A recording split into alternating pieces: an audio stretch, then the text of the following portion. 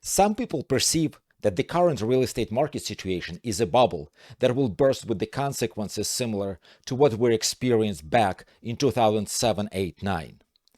If you are a buyer and you believe that this is true, you may want to wait for the prices to fall before buying. And if you're a seller, you may want to rush to sell before the prices adjust. Are these expectations correct? I would say no.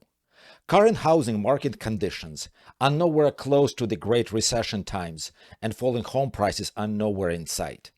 Let me share with you 4 charts I came across in one of the latest posts by KCM, Keeping Current Matters, a site dedicated to real estate market research.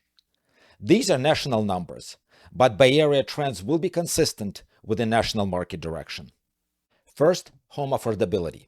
According to ADAM data, the average wage earner can still afford the typical home across the U.S., but the financial comfort zone continues shrinking as home prices keep soaring and mortgage rates tick upward, exactly like in the Bay Area.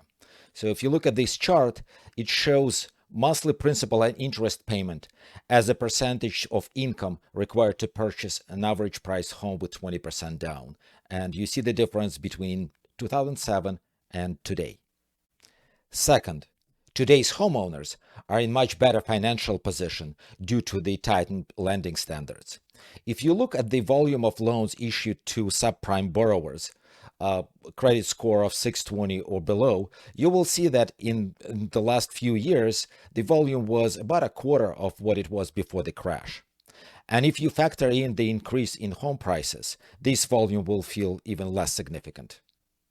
The third difference is in the number of foreclosures. Compare the number of foreclosures in years 2007 through 2010 with the last 4 years, and you see the dramatic difference. According to Rick Sharga, Executive Vice President of Realty Track, the fact that the foreclosure starts declined, despite hundreds of thousands of borrowers exiting the CARES mortgage forbearance programs over the last few months, is very encouraging.